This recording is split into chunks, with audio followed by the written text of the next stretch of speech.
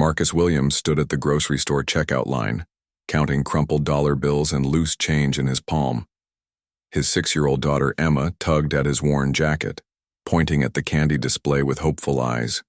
He smiled down at her, ruffling her curly hair that reminded him so much of her mother. "Maybe next time, princess," he whispered, hoping she couldn't hear the uncertainty in his voice. The cashier's impatient sigh made his cheeks burn with embarrassment as he carefully counted out exact change for their meager groceries. 3 years had passed since Sarah died in that car accident, leaving Marcus to raise Emma alone. His construction job barely covered rent for their small apartment, utilities, and Emma's daycare. Every dollar mattered. Every purchase required careful consideration. Tonight's dinner would be pasta with butter again, but at least Emma never complained.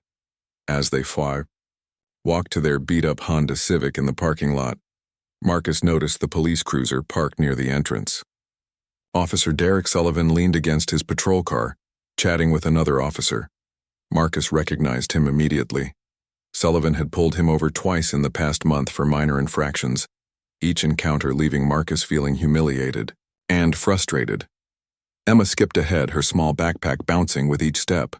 She had gotten it from a charity drive at school, but she wore it with pride like it was designer. Marcus watched her with a mixture of love and worry. How could he give her everything she deserved on his salary? How could he be both mother and father when he was struggling just to be one parent? The first encounter with Officer Sullivan happened 3 weeks ago. Marcus was driving home from work, exhausted after a 12-hour shift pouring concrete in the scorching heat. His inspection sticker had expired by 2 days, something he hadn't noticed in his daily rush to get Emma to daycare and himself to work. Sullivan's lights flashed behind him, and Marcus pulled over with a sinking heart. The officer approached, with an attitude that immediately put Marcus on edge. "License and registration," Sullivan demanded, barely glancing at Marcus. "Officer, I know my inspection is expired, but I just haven't had time to get to the shop. I work construction and my daughter—" "I don't need your life story," Sullivan interrupted, his voice dripping with disdain. "You people always have excuses." Marcus bit his tongue, thinking of Emma waiting at daycare. He couldn't afford to escalate this situation. The ticket Sullivan handed him was for $200, money Marcus didn't have. The second encounter was even worse. Marcus was rushing to pick up Emma from daycare before the late fees kicked in. He made a right turn without coming to a complete stop at a stop sign. Again, Sullivan's cruiser appeared behind him. This time, the officer was even more condescending. "Can't follow simple traffic laws? Maybe you shouldn't be driving if you can't handle basic responsibility." Marcus gripped the steering wheel, his knuckles white. "Officer, I understand I made a mistake. I'm just trying to get to my daughter. Single dad, huh?" Sullivan smirked. "Let me guess, baby mama ran off because you couldn't provide?" The words hit Marcus like a physical blow. Sarah hadn't run off. She had died holding his hand in a hospital bed, whispering that she loved them both. But explaining this to Officer Sullivan felt impossible. The man had already made up his mind about who Marcus was. Now seeing Sullivan in the grocery store parking lot, Marcus felt that familiar knot in his stomach. He guided Emma quickly toward their car, hoping to avoid another confrontation. But Emma, being 6 years old, had no such awareness. "Daddy, look, it's a police car," she called out loudly, pointing toward Sullivan. The officer looked over and Marcus saw recognition flash in his eyes. Sullivan said something to his partner and started walking toward them. Marcus's heart raced, but he forced himself to remain calm for Emma's sake. Well, Sullivan said as he approached. "If it isn't our repeat offender. Staying out of trouble today?" Emma looked confused, glancing between her father and the officer. Marcus felt protective anger rising in his chest, but he pushed it down. "Just grocery shopping, officer," Marcus replied evenly. Sullivan's partner had joined them now, a younger officer who seemed uncomfortable with Sullivan's tone. "Everything okay here, Derek?" "Oh, just checking on one of our frequent customers," Sullivan replied, his eyes never leaving Marcus. "This one seems to think traffic laws don't apply to him." Marcus felt Emma's small hand slip into his. She sensed the tension even if she didn't understand it. He squeezed her hand gently, drawing strength from her presence. I paid both tickets, Marcus said quietly. On payment plans, but I paid them. How generous of the taxpayers, Sullivan sneered. Your payment plan money could have gone to your kid instead. Ever think about that? The comment stung because it echoed Marcus's own guilt. Those ticket payments meant fewer groceries, cheaper clothes for Emma, no money for little extras that other kids took for granted. But he wasn't going to discuss his finances in a parking lot while his daughter listened. Have a good day, officer, Marcus said, turning toward his car. Running away again? Sullivan called after him. That seems to be your pattern. Marcus stopped, walking but didn't turn around. Emma tugged on his hand, ready to go home. His daughter needed him to be the bigger person, to show her how to handle bullies without becoming one himself. They got in the car in silence. As Marcus buckled Emma's seatbelt, she looked up at him with serious eyes. Daddy, why was that policeman mean to you? Marcus paused, struggling with how to explain prejudice and abuse of power to a 6-year-old. Sometimes people have bad days, sweetheart. It doesn't mean we have to have bad days too.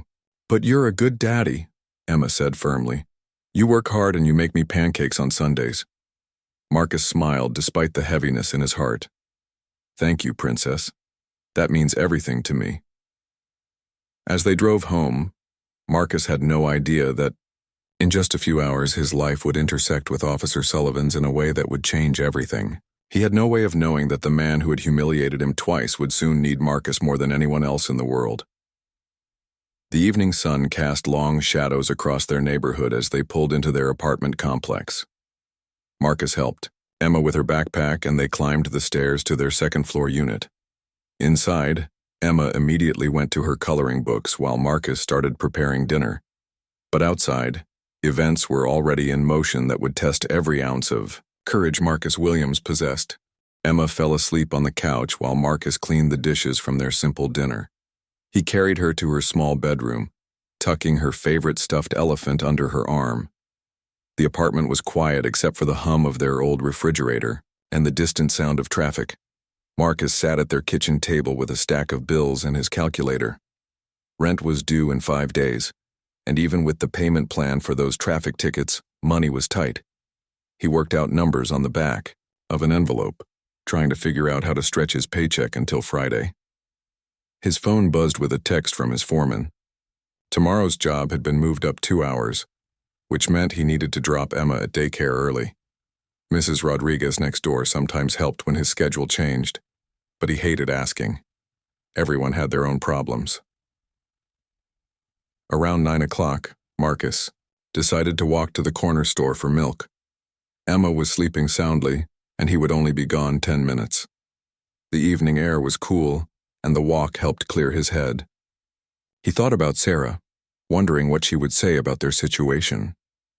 She had always been the optimistic one, finding silver linings in every cloud.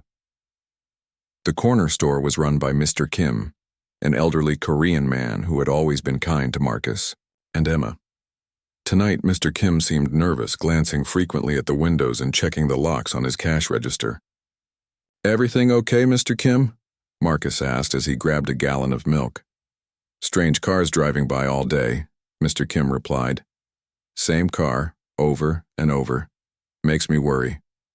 Marcus looked out the window but saw nothing unusual.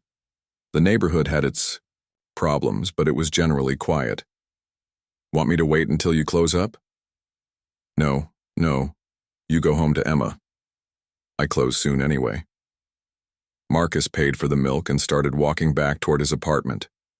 The streetlights cast pools of yellow light on the sidewalk, and he found himself thinking about Emma's upcoming birthday. She would be 7 in 2 months, and he wanted to do something special. Maybe a small party with a few kids from school. As he turned onto his street, Marcus heard shouting in the distance. Then came a sound that made his blood freeze. Gunshots. They were coming from the direction of the main road, near where the grocery store and several other businesses were located. Marcus broke into a run, his mind immediately going to the possibility of Emma waking up scared and alone. But as he got closer to his apartment building, he realized the shots were getting louder, not farther away. Someone was heading into his neighborhood. He reached his building and bounded up the stairs 2 at a time. Emma was still sleeping peacefully, in her bed. Marcus grabbed his phone and dialed 911, his hands shaking as he reported what he had heard. Shots fired in the Maple Grove area, he told the dispatcher. Multiple shots, someone might be hurt. Units are already responding, sir. Please stay inside and keep your doors locked. Marcus hung up and double-checked all the locks in the apartment. He pulled Emma's bedroom curtains closed and left her door cracked so he could hear if she woke up. Then he went to the living room window and carefully peered through the blinds. The street below looked normal, but he could hear sirens getting closer. 2 police cars raced past his building with their lights flashing, but no sirens now. Marcus felt a chill as he recognized one of the officers in the passenger seat of the second car, Officer Sullivan. Minutes passed in tense silence. Marcus stayed by the window watching and listening. The sirens had stopped, but he could see the red and blue lights reflecting off buildings a few blocks away. Whatever was happening, the police had found it. Then he heard footsteps running on the street below, fast and irregular. Someone was moving through the shadows between the buildings. Marcus strained to see, but the person stayed out of the streetlight. His phone rang, startling him. The caller ID showed Mrs. Rodriguez from next door. "Marcus, are you hearing all this?" Her worried voice came through. "My grandson called from downtown. He says there was a robbery at the check cashing place on Main Street. Someone got shot." "Emma's sleeping," Marcus whispered. "I don't want to wake her." "Good, keep her inside. Miguel says the robber ran this way. Police are searching everywhere." After Mrs. Rodriguez hung up, Marcus felt a deep unease settle in his stomach. The check cashing place was where he went every Friday to cash his paycheck because he couldn't afford the fees at the bank. He knew the people who worked there. Maria at the counter always asked about Emma, and old George, the security guard, always had a joke ready. The thought that someone might be hurt, someone he knew, made this feel more real and immediate. This wasn't just crime statistics or something happening to strangers. This was his neighborhood, his community. Marcus moved to the kitchen window, which faced the back of the building. The alley behind the apartments was dark, lit only by the glow from a few windows. As he watched, he saw movement near the dumpsters. Someone was crouched behind them, and even in the dim light, Marcus could see something metallic in the person's hand. His heart hammered in his chest. The robber was in his alley, maybe 50 feet from Emma's bedroom window. Marcus grabbed his phone to call 911 again, but before he could dial, he heard a car engine and saw headlights turning into the alley. A police cruiser was driving slowly, searching with its spotlight. The beam swept across the dumpsters, and Marcus saw the figure behind them press closer to the ground. The police car stopped, and Marcus watched as an officer got out. Even from his second-floor window, he could see it was Officer Sullivan. The same man who had humiliated him twice was now walking alone into a potentially deadly situation. Sullivan had his weapon drawn, and his flashlight in the other hand. He moved carefully toward the dumpsters, speaking into his radio. Marcus couldn't hear the words, but he could see Sullivan's caution. "Come out with your hands up," Sullivan called out, his voice echoing in the alley. "There's nowhere to go." The figure behind the dumpster suddenly stood up, and Marcus could see the gun clearly now. Sullivan saw it too and shouted something. But the sound was muffled by the windows. What happened next seemed to occur in slow motion. The gunman raised his weapon toward Sullivan, and Marcus saw the officer dive behind his patrol car. But Sullivan stumbled as he moved, and Marcus realized he had been hit. The gunman was advancing on Sullivan's position, and the officer was down behind his car. Marcus could see Sullivan trying to reach his radio, but he wasn't moving right. He was hurt, maybe badly. Marcus found himself running toward his front door before he had consciously decided to move. His hand was on the doorknob when a voice in his head, Sarah's voice, stopped him cold. "Emma needs her daddy," the voice said clearly. "Don't leave Emma alone." Marcus stood frozen at the door, torn between his instinct to help another human being and his responsibility to his daughter. Officer Sullivan was the same man who had mocked him, degraded him, made assumptions about his character. But he was also a human being who might die in the next few minutes. Through his door, Marcus could hear more gunshots from the alley. Sullivan was in serious trouble, and help might not arrive in time. The other police units were probably still searching other areas, not knowing their fellow officer was trapped and wounded behind his patrol car. Marcus looked back toward Emma's bedroom. She was still sleeping, safe for now, but if that gunman got away, if he decided to break into buildings to escape, Emma might not stay safe. The choice that would define Marcus Williams as a man was staring him in the face, and he had seconds to make it. Marcus pressed his back against the door, his heart pounding so hard he could hear it in his ears. Outside, another gunshot echoed through the alley, followed by the sound of breaking glass. Officer Sullivan was running out of time, and Marcus knew that no matter what had happened between them, he couldn't let a man die when he might be able to help. He ran to Emma's bedroom and knelt beside her bed. She was sleeping peacefully, her small chest rising and falling in the steady rhythm that had comforted him through countless nights since Sarah's death. He kissed her forehead gently. "Daddy loves you, princess," he whispered. More than anything in the world. Marcus grabbed his phone and quickly typed a text to Mrs. Rodriguez. "Emergency in alley. Emma sleeping in her room. If something happens to me, please take care of her until my sister arrives." He included his sister's phone number and hit send. Then, he made a decision that went against every survival instinct he possessed. He opened his front door and ran down the stairs, taking them 3 at a time.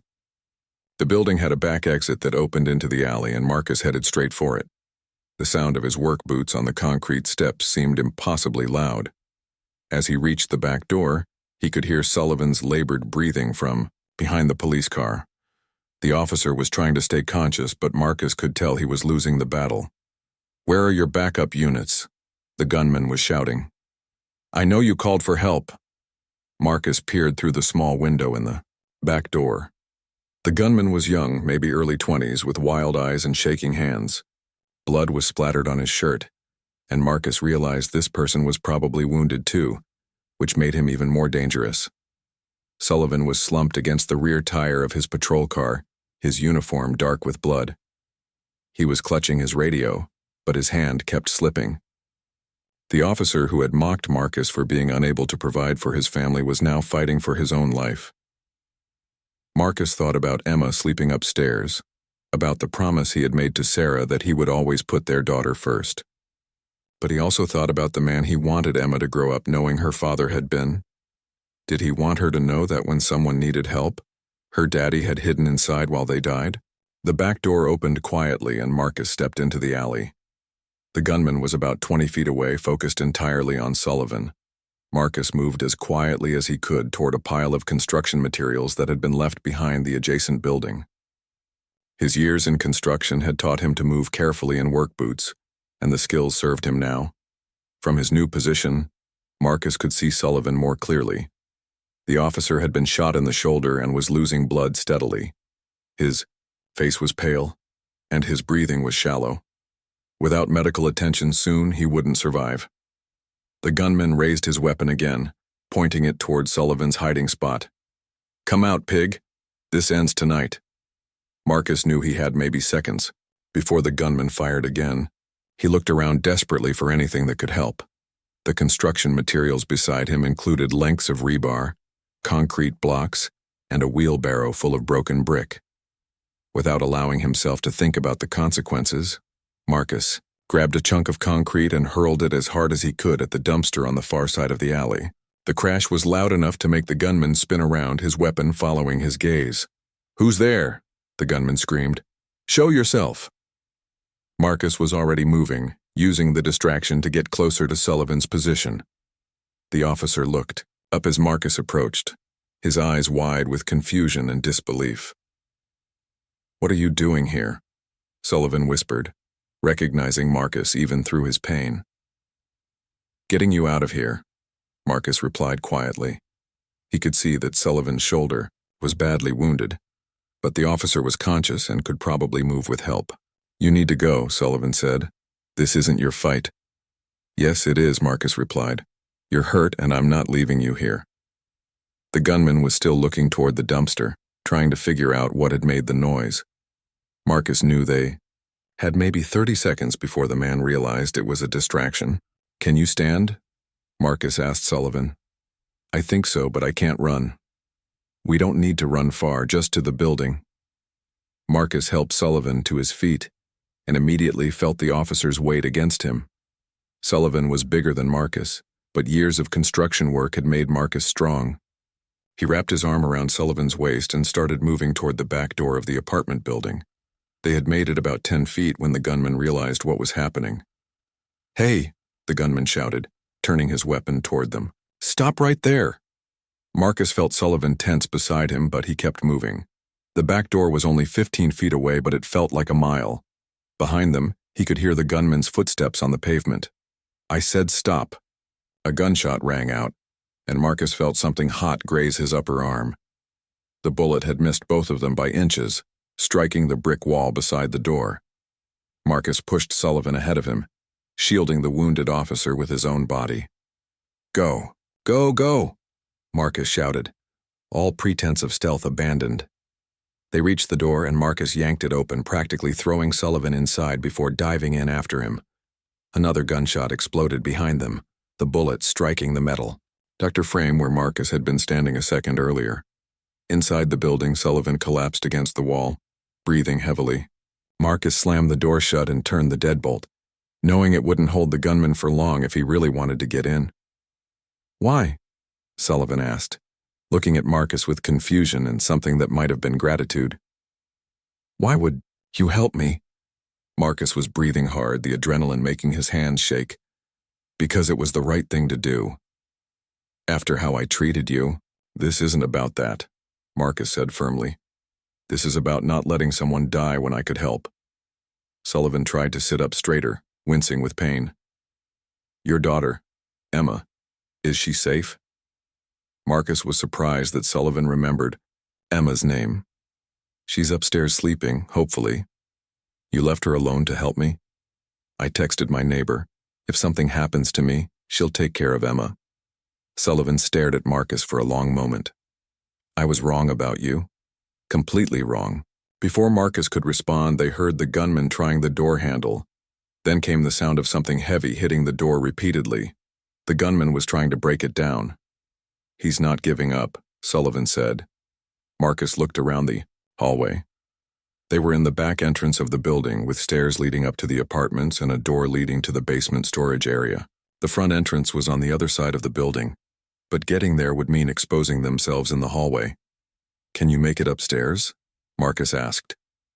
Sullivan nodded, though Marcus could see it was going to be difficult. The banging on the door was getting louder, and Marcus could hear the metal starting to buckle. They started up the stairs, Sullivan leaning heavily on Marcus. Each step was an effort for the wounded officer, and Marcus could feel Sullivan's strength fading. By the time they reached the second floor, Sullivan was barely conscious. Marcus's apartment door was just down the hall, but before they could reach it, the sound of splintering wood echoed up the stairwell. The gunman had broken through the back door. Marcus fumbled with his keys as footsteps pounded up the stairs behind them. Sullivan was barely standing now, his weight almost entirely supported by Marcus's shoulder. The officer's breathing was becoming more labored, and Marcus knew they were running out of time. The apartment door finally opened and Marcus helped Sullivan inside, closing and locking the door behind them. He guided the injured officer to the couch where Sullivan collapsed with a grunt of pain. Emma, Marcus called softly, moving quickly to check on his daughter. She was still sleeping, somehow undisturbed by the chaos outside.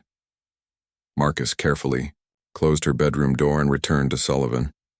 The officer was pressing his hand against his shoulder wound, trying to slow the bleeding. His face was gray and sweat beaded on his forehead despite the cool night air. I need to call for backup, Sullivan said weakly, reaching for his radio.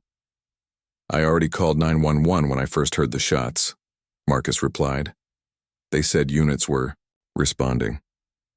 They must be searching the wrong area, Sullivan grimaced. This guy is smart. He knew exactly where to go to avoid the main response. Marcus went to his kitchen and grabbed a clean towel, pressing it against Sullivan's shoulder. The officer winced but didn't pull away. You're losing a lot of blood, Marcus observed. I've been better, Sullivan admitted, managing a weak smile. Listen, if something happens to me, you need to know. This guy isn't just some street criminal. He's military trained, maybe special forces. The way he moves, the way he thinks tactically. This is planned. Marcus felt a chill that had nothing to do with the night air. What does that mean? It means he's not going to give up easily. And it means he's probably got an exit strategy we haven't thought of. Heavy footsteps stopped outside Marcus's door. Both men held their breath as the doorknob turned slowly. Marcus had locked it, but that wouldn't stop someone determined to get in. Then came a voice through the door, surprisingly calm and controlled. I know you're in there. Both of you. Marcus and Sullivan exchanged glances. The gunman sounded different. Now, less frantic, more calculating. You made a mistake helping him. The voice continued. Now you're part of this and I can't leave witnesses. Sullivan tried to sit up straighter. He's right. You should have left me in that alley. Stop, Marcus whispered firmly. We're getting out of this. I've got a 6-year-old daughter sleeping in the next room. Marcus called out through the door. She's got nothing to do with this. There was silence for a moment. Then, bring the cop to the door. Trade him for the kid's safety. Marcus felt his blood turn to ice. This man knew about Emma. Had he seen her through the window? Had he been watching the building? No deal, Marcus called back. Find another way out of here. You don't understand, the voice replied. I'm not leaving without finishing what I started. That cop put my brother in prison. My brother died in there last week, and Sullivan was the arresting officer. Sullivan closed his eyes, and Marcus could see recognition on his face. Tommy Martinez, Sullivan said quietly. I remember now. Armed robbery, 3 years ago. His brother, Carlos, swore revenge during sentencing. He kept his word, Marcus observed grimly. Outside the door, Carlos continued talking. My brother was all I had left. Sullivan destroyed my family. Now I'm going to destroy his. I don't have a family, Sullivan called out weakly. There's nobody you can hurt. Maybe not, Carlos replied. But you've got that man in there with you, the one with the little girl. Funny how life works out, isn't it? You probably treated him like garbage and now he's trying to save your life. Marcus could hear the truth in those words, and from Sullivan's expression so could the officer. Here's what's going to happen, Carlos continued. You've got 5 minutes to decide. Either the cop comes out and faces what's coming to him, or I start putting bullets through this door. In a cheap apartment like this, these walls won't stop much. Marcus looked toward Emma's bedroom door. The walls were thin, just as Carlos said. If he started shooting randomly, there was no guarantee. Emma would be safe even in the next room. Sullivan tried to stand, swaying on his feet. I'm going out there. No, you're not, Marcus said, putting a hand on Sullivan's chest. Yes, I am. This is between him and me. I won't let your daughter get hurt because of my past. Emma's not getting hurt, period, Marcus said firmly. And neither are you. You don't owe me anything, Sullivan said. After how I treated you, this isn't about what I owe you, Marcus interrupted. This is about doing what's right. And what's right is finding a way out of this that doesn't end with anyone dying. Sullivan stared at Marcus with something approaching. Amazement. Your wife, Emma's mother, she would be proud of you. Marcus felt emotion tighten his throat. She died believing people are basically good. That even when someone treats you badly, they're usually fighting battles you can't see. Maybe she was right. 4 minutes, Carlos called from the hallway. Marcus moved to the window that overlooked the alley. Sullivan's patrol car was still there, its lights flashing uselessly. But Marcus could see something else now. More police cars in the distance, their lights heading toward the building. Help is coming, Marcus said. The other units finally figured out where you are. Sullivan struggled to his feet and joined Marcus at the window. Carlos will see them too. When he realizes he's trapped, he'll get desperate. Then we need to end this before that happens, Marcus said. How? Marcus was quiet for a moment, thinking. Then he moved to his closet and pulled out his work toolbox. Inside was a heavy-duty headlamp and a small crowbar. What are you doing? Sullivan asked. The apartments share a common attic space, Marcus explained. I helped install some wiring up there when we moved in. If I can get up there, I might be able to get behind him. That's insane, Sullivan said. You're not trained for this. You could get yourself killed. I could get myself killed sitting here doing nothing too, Marcus replied. At least this way we're trying something. 3 minutes, Carlos called. Marcus strapped on the headlamp and grabbed the crowbar.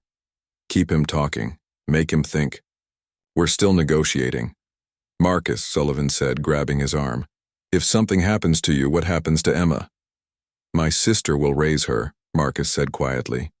Emma will be loved and safe. But I can't live with myself if I don't try to save both of you. Sullivan nodded slowly. For what it's worth, I'm sorry. For everything. You're twice the man I thought you were. Save the apologies for when we're both safe, Marcus replied, moving toward the small access panel that led to the attic. As Marcus climbed up into the dark, cramped space above the apartments, he could hear Sullivan talking to Carlos through the door, trying to buy time. Emma was still sleeping peacefully in her room, unaware that her father was crawling through an attic space to save the life of a man who had shown him nothing but disrespect. But this wasn't about respect anymore. This was about the kind of man Marcus Williams chose to be when everything was on the line. The attic space was cramped and filled with dust that made Marcus want to cough. He moved carefully across the wooden joists, testing each step to avoid making noise. His headlamp cut through the darkness, revealing a maze of pipes, wiring, and insulation. Below him, he could hear Sullivan's voice growing weaker as he tried to keep Carlos talking. Your brother, Sullivan was saying. Tommy was a good kid who made bad choices. I tried to get him into a program instead of prison, but the prosecutor wouldn't deal. Liar, Carlos shouted back. You testified against him. You made sure he got the maximum sentence. I testified truthfully, Sullivan replied. But I also wrote a letter to the judge recommending rehabilitation over punishment. It's in the court records. Marcus could hear the surprise in Carlos's silence. Maybe the man had never checked the full court record. Maybe he had built his hatred on incomplete information.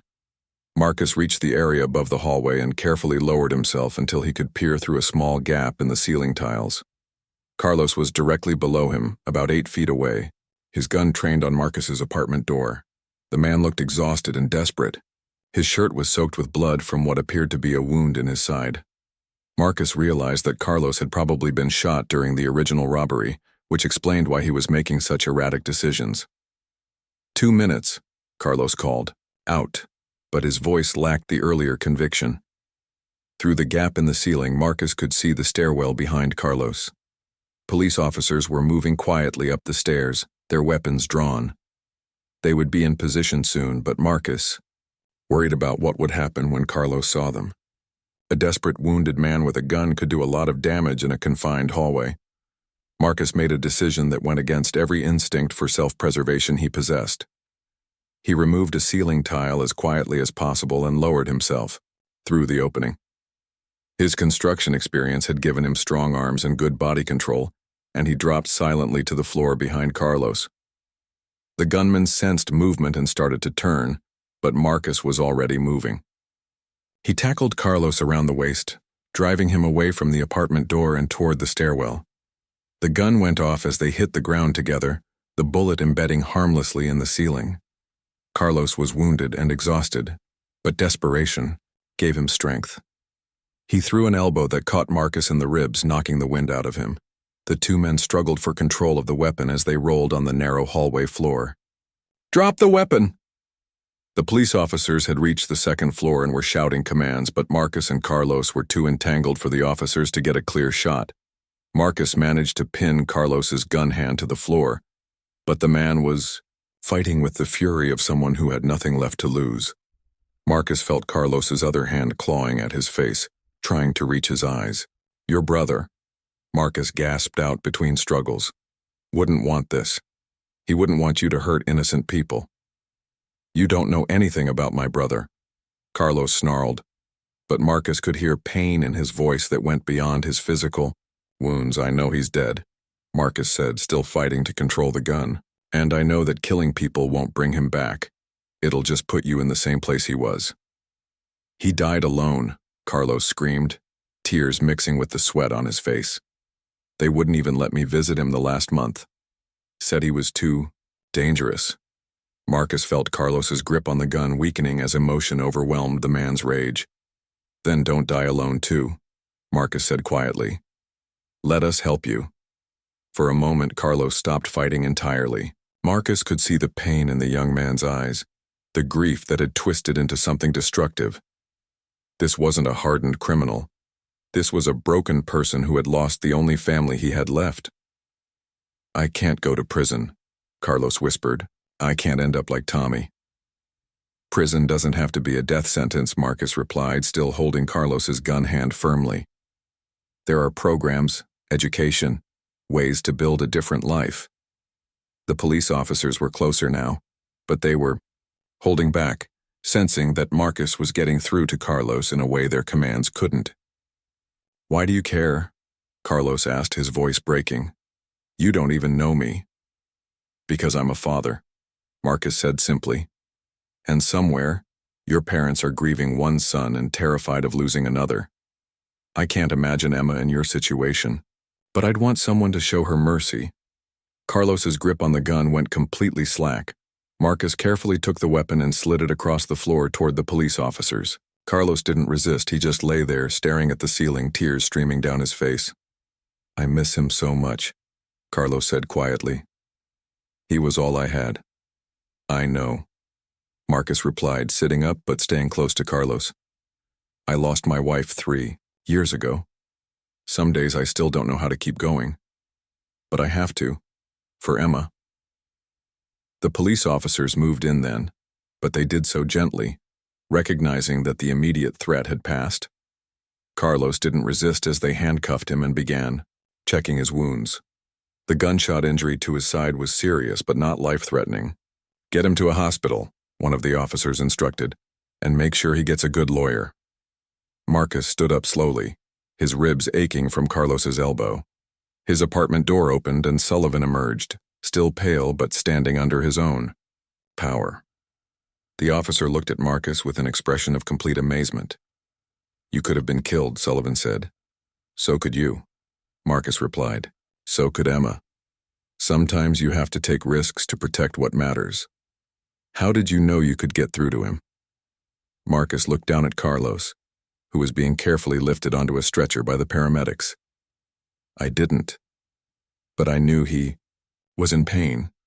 And pain makes people do things they wouldn't normally do. Sometimes all someone needs is for one person to see their humanity. An EMT approached Sullivan. Officer, you need medical attention. You've lost a lot of blood. In a minute, Sullivan said, then turned back to Marcus.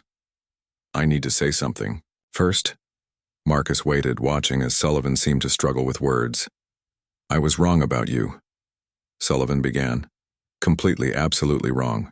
I saw a single father struggling to make ends meet, and I made assumptions about your character, your worth as a person.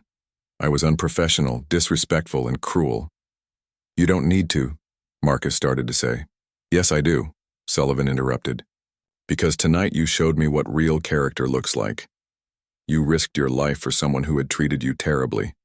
You left your daughter, the most important thing in your world, to save a man who didn't deserve your help. Marcus was quiet for a moment. Everyone deserves help when they need it, even people who've made mistakes. Including Carlos? Sullivan asked, glancing toward the young man being loaded into an ambulance. Especially Carlos, Marcus replied. He's not evil. He's broken. There's a difference. Sullivan nodded slowly. Your wife, what was her name? Sarah. Sarah raised an incredible man. And you're raising an incredible daughter. The EMT approached Sullivan again, more insistently this time. Officer, we really need to get you to the hospital. Go, Marcus said. Get patched up. As Sullivan was being helped down the stairs, he called back to Marcus. This isn't over. I mean that in a good way. There are things I need to make right. Marcus watched the ambulance and police cars leave, their lights fading into the distance. The neighborhood grew quiet again, as if the violence of the past hour had been a strange dream. He climbed the stairs back to his apartment, suddenly feeling the exhaustion of the night's events. His hands were shaking as he opened the door and checked on Emma. She was still sleeping peacefully, her stuffed elephant clutched tightly in her arms. Marcus sat on the edge of her bed watching her breathe. In a few hours, she would wake up and ask about her day, never knowing how close she had come to losing her father. He would make her pancakes, help her get ready for daycare, and go to work as if nothing had changed. But everything had changed. Tonight, Marcus had discovered something about himself that he hadn't known before. When faced with an impossible choice, when everything he loved was at risk, he had chosen to be the man Sarah had believed he was. He had chosen courage over safety, compassion over revenge, hope over despair. As he tucked Emma's blanket more securely around her shoulders, Marcus thought about Carlos, probably in surgery right now. He thought about Officer Sullivan, getting stitched up and hopefully rethinking his assumptions about people. And he thought about Tommy Martinez, who had died in prison, leaving behind a brother whose grief had nearly destroyed more lives. Tomorrow would bring new challenges. There would still be bills to pay, tickets to finish paying off, and the daily struggle of single parenthood. But tonight had shown Marcus that he was stronger than he knew, more capable than he believed, and more loved than he had dared to hope. 3 weeks later, Marcus was finishing his lunch break at the construction site when his foreman approached with a puzzled expression. "Williams, there's a cop here asking for you. Says it's not trouble, but he wants to talk." Marcus felt his stomach drop, wondering if there were legal complications from the night he helped Officer Sullivan. He made his way to the side entrance, wiping concrete dust from his hands. Officer Sullivan was waiting by the gate, but he looked completely different. Gone was the arrogant posture and condescending expression Marcus remembered. The man standing before him seemed humbled, almost nervous. "Marcus," Sullivan said, extending his hand. "Thank you for agreeing to see me." "Is everything okay?" Marcus asked, shaking the offered hand cautiously. "More than okay," Sullivan replied. "I wanted to talk to you about a few things. Do you have a few minutes?" Marcus glanced back at the construction site. His break was almost over, but his foreman had already said he could take the time he needed. "Sure," Marcus said. "What's on your mind?" Sullivan pulled an envelope from his jacket pocket. "First, I wanted to give you this. It's a check to cover both of those traffic tickets I wrote you, plus the payment plan fees." Marcus stared at the envelope. "I don't understand." "I reviewed both stops after that night," Sullivan explained. "The expired inspection, you were 2 days late and you were clearly trying to be responsible about it. The stop sign violation happened when you were rushing to get Emma from daycare. Both were minor infractions that I escalated because of my own prejudices." "You don't owe me money," Marcus said, though he could certainly use it. "Yes, I do," Sullivan insisted. "But that's not the only reason I'm here." Sullivan looked uncomfortable, shifting his weight from one foot to the other. "I've been doing a lot of thinking since that night. About the kind of police officer I've become, about the assumptions I make about people." Marcus waited, sensing that Sullivan needed to get this out. "I requested a transfer," Sullivan continued, "to community policing. I want to work with people instead of just enforcing laws on them.